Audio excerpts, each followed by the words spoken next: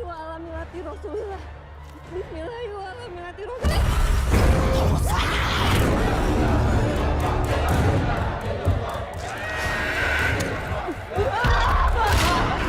Film की शुरुआत city और उसकी बेटी लैला से होती है, जो दोनों मोटेशियन हैं, यानी मुर्दों को नहलाने का काम करती हैं।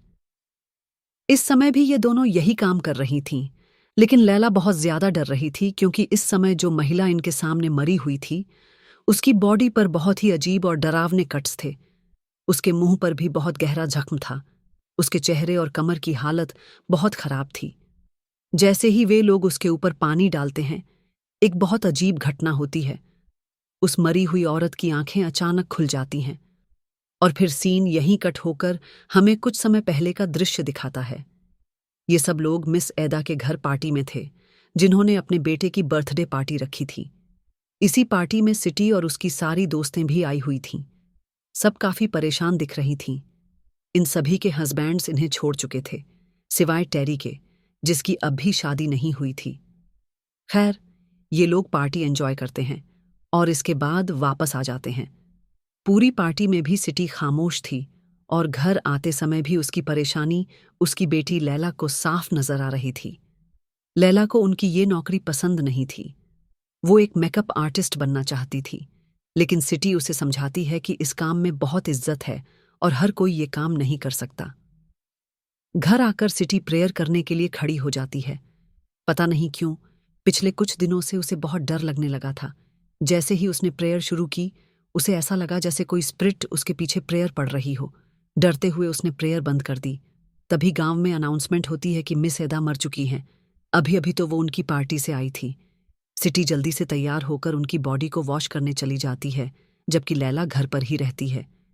जब सिटी मिस एदा के घर जाती है तो देखती है कि उनकी लाश का बहुत बुरा हाल है। ऐसा लग रहा था जैसे किसी ने उनके साथ बहुत जबरदस्ती की हो। उसे बहुत पीटा गया हो। उसकी बॉडी पर जगह जगह खून के निशान थे, जो कि उसके कपड़ों, बेडशीट और फर्श पर भी लगे थे।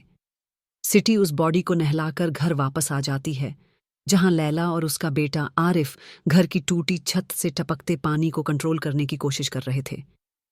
लैला नोटिस करती है कि सिटी बहुत परेशान है। वो घबराई हुई हालत में ऐदा के कपड़े जला रही थी। जब लैला ने पूछा, माँ, आप ये क्या कर रही हैं?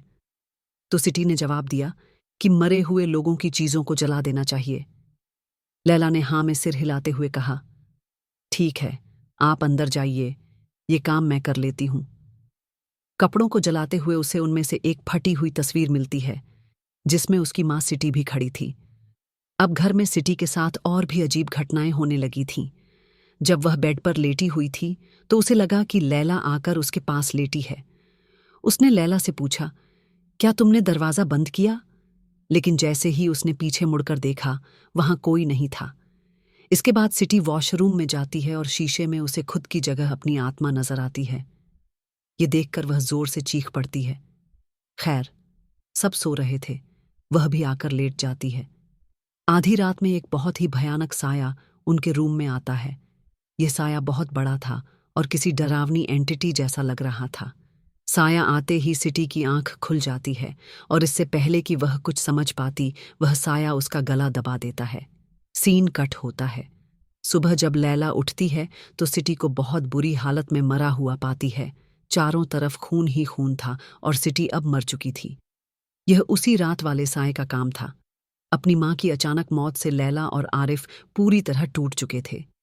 अब इस गांव में सिटी और लैला के अलावा कोई मोटिशियन नहीं था, इसलिए अब लैला को खुद अपनी मां को नहलाना था। जब लैला उसे नहलाने के लिए आती है, वो टूटी हुई थी। जैसे ही पहली बार उसने सिटी के ऊपर पानी डाला, उसकी आंखें अचानक खुल जाती हैं। यह देखकर लैला नहीं डरी और उसने सिटी से कहा, तुम अपनी मौत को एक्सेप्ट कर लो, तुम मर चुकी हो, आंखें बंद कर लो। ये कहकर उसने सिटी की आंखें बंद कर दीं। फिर जब वह दोबारा उसे नहलाने लगी तो सिटी का मुंह अचानक खुल गया। उसके मुंह में कोई अजीब चीज थी। लैला ने जब उसे देखा तो पता चला कि वह एक नुकीली वायर का टुकड़ा था। लैला ने वह वायर निकाल कर रख ली और फिर सिटी की बॉडी का अंतिम संस्कार कर दिया। लैला जानती थी कि मरे हुए की चीजों को जला देना चाहिए, लेकिन सिटी उसकी मां थी। चाहकर भी वह उनकी चीजें नहीं जला पाई और धोकर अपने पास रखने का फैसला किया। लीला अपनी मां की चीजें, यहां तक कि खून लगे बेडशीट्स भी नहीं जला पाती। वो उन्हीं पर सो रही होती है। वहीं आरिफ काम में लग गया है। इस बार वो रीका के घर की छत ठीक कर रहा है। टेरी, टूटी और ऐना ये सब देखती हैं और गॉसिप करने लगती हैं। टेरी का कहना है ईडा और सिथ की मौतें किसी की वजह से हुई हैं और तभी अचानक टेरी की उंगली एक स्केल से कट जाती है। वहीं हमें फिर एक पुरानी फोटो दिखती है जिसमें इन सभी फ्रेंड्स के साथ एक और औरत भी नजर आती है। उस शाम प्रेयर सेरेमनी के दौरान लीला को वहां ईडा और अपनी मां की भूतियां झलक दिखती है। इतना ही नहीं, लीला ऐना की आत्मा को भी देख लेती है, जबकि असली ऐना वहीं सामने प्रे कर रही थी। घर लौटने पर भी लीला को घोस्ट जैसी आकृतियां दिख रही थीं और तभी उसके पैर में वही बर्ब्ड वायर का टुकड़ा चुभ जाता है। इसके पैरेलल में हम ऐना को उसके बेटे बोमी के साथ घर पर देखते हैं। तभी घर का एक कबर्ड अपने आप खुल जाता है। जब ऐना उसके पास जाती है, एक भूतिया हाथ उसे अंदर खींचने लगता है और वो वहीं लहूलुहान होकर मर जाती है। अब तक गांव में 3 औरतों की मौत हो चुकी थी और तीनों बहुत क्लोज फ्रेंड्स थीं। पुलिस अब इन्वॉल्व हो जाती है और इंस्पेक्टर दरजत इन बॉडीज का ऑटोप्सी करना चाहता है, लेकिन बोमी साफ मना करता है और कहता है कि वो अपनी मां की बॉडी सिर्फ लीला से ही वॉश करवाकर दफनाएगा। वहीं दूसरी तरफ लीला को अपने बिस्तर के पास हेल्प मी जैसी आवाज सुनाई देती है। उसे ऐना का भूत फिर दिखता है, जो मदद मांगते हुए अचानक जंप स्केयर देता है। आरिफ के कहने पर लीला ऐना की बॉडी वॉश करने जाती है। तभी लाश अचानक बैठ जाती है। वो अपने पेट की तरफ इशारा करती है और वहां से लीला को फिर एक बर्ब्ड वायर का लंबा टुकड़ा मिलता है। लाश बार बार आंखें खोल रही थी और अंत में हेल्प मी कहकर शांत हो जाती है। लीला को अब पूरा यकीन हो जाता है कि इन मौतों का आपस में कोई कनेक्शन है। वो अगले दिन बोमी से मिलने जाती है। बोमी कहता है कि उसकी मां मरने से पहले बार बार नूर नाम ले रही थी। वो एक पुरानी फोटो भी दिखाता है जिसमें उसकी मां और सभी फ्रेंड्स के साथ साथ नूर भी हैं। बोमी का मानना है कि इन सारी मौतों के पीछे नूर का कोई रोल जरूर है, लेकिन प्रॉब्लम यह है कि नूर तो कब की मर चुकी है। उस रात लीला जाकर ईडा की कब्र खोद देती है और वहां भी लाश के पैरों के पास वही बर्ब्ड वायर मिलता है। तभी लीला को एहसास होता है जैसे चारों तरफ कई लाशें उसे घेर रही हैं। डर के मारे वो कब्र वापस बंद किए बिना भाग जाती है। अगली सुबह ये बात पूरे गांव में फैल जाती है कि किसी ने ईडा की कब्र के साथ छेड़छाड़ की है। लीला अब थमने का नाम नहीं लेती। वो ईडा के घर जाकर उसका सामान खंगालने लगती है और नूर की ओर तस्वीरें ढूंढती है। तभी वहां टूटी आती है। लीला उससे नूर के बारे में पूछती है। टूटी डर के मारे कहती है कि नूर ईविल थी। फिर अचानक टूटी अपने ही चेहरे को नोच डालती है। लीला घबरा जाती है, लेकिन अगली ही सेकंड सब गायब हो जाता है। असल में ये सिर्फ लीला का विजन था।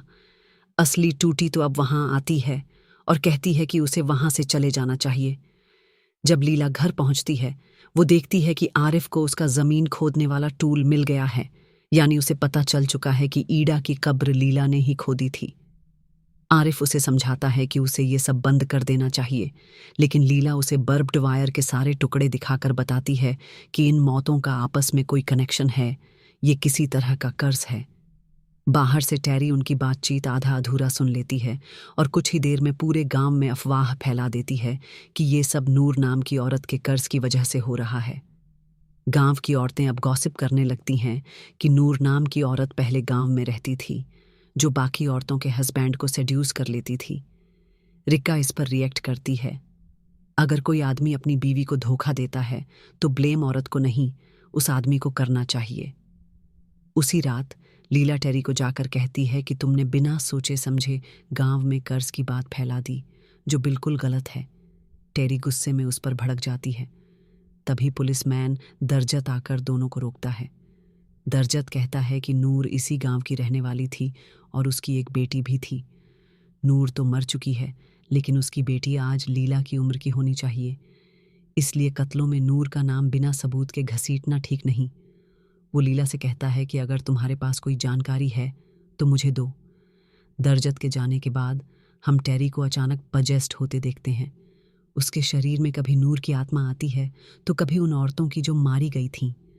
नूर की आत्मा कहती है कि सबने उस पर इल्ज़ाम लगाया, जबकि उसने किसी का कुछ नहीं छीना। बाकी आत्माएं अभी भी उसे होम रेकर कह रही थीं। थोड़ी देर ये सब चलता है, फिर टेरी होश में लौटती है। वहां आरिफ अलग ही टेंशन में था, क्योंकि लीला इस केस को लेके कुछ ज्यादा ही इन्वॉल्व हो गई थी।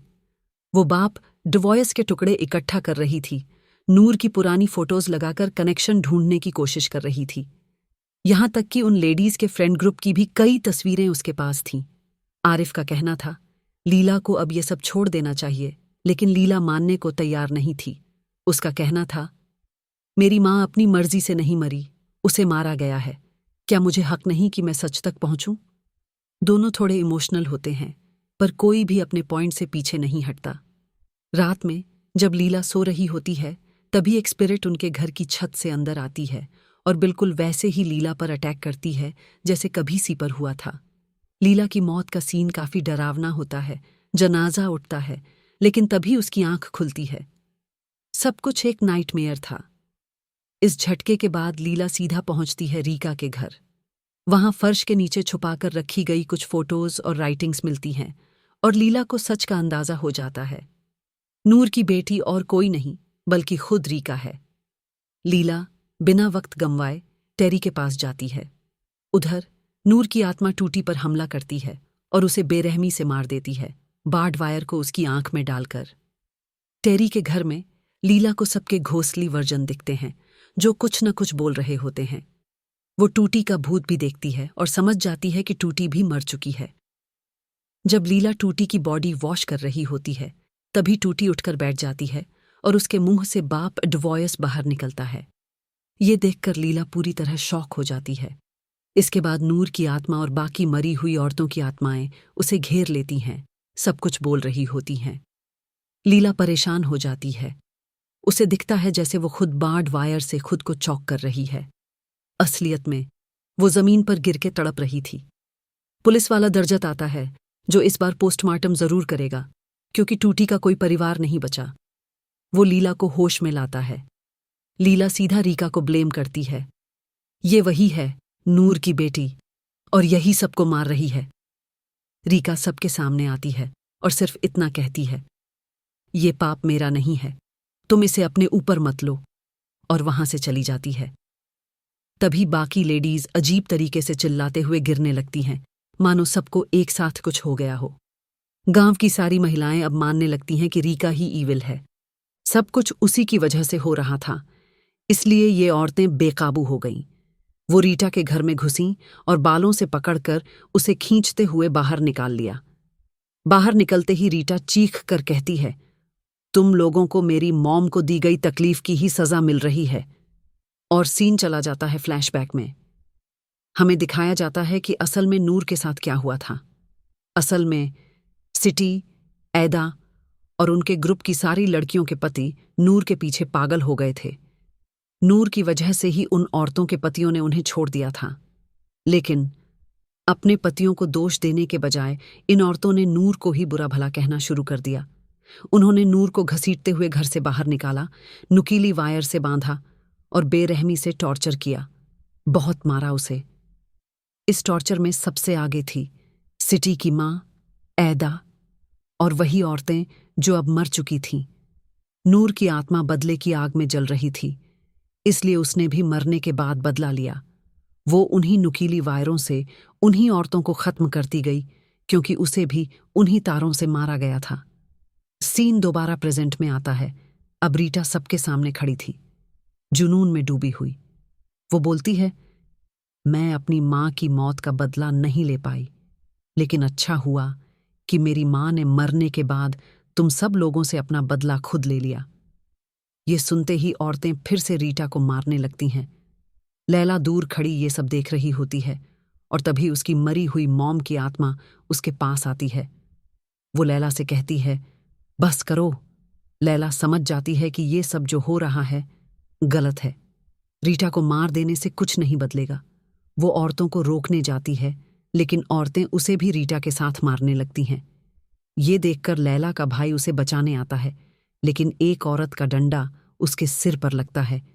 और वहीं उसकी मौत हो जाती है। सब कुछ रुक सा जाता है।